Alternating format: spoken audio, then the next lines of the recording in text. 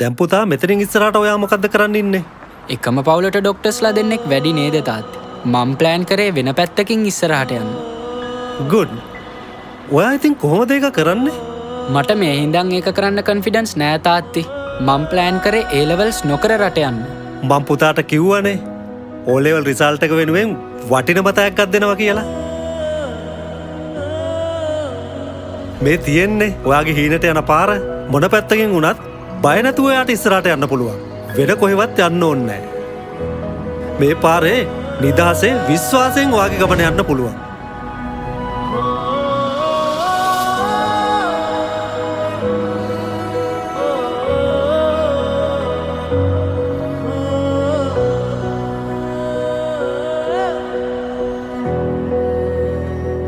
පරාජය නොවන ගමනකට සිප්වෙන් තමයි තැන. 2027 උසස් පෙළ සියලුම පන්ති මාර්තු 30 උදේ 8ට ඇරඹේ. සිප්වෙන් කුරුණෑගල නැනගුණ සුසති පරපුරක් උදෙසා.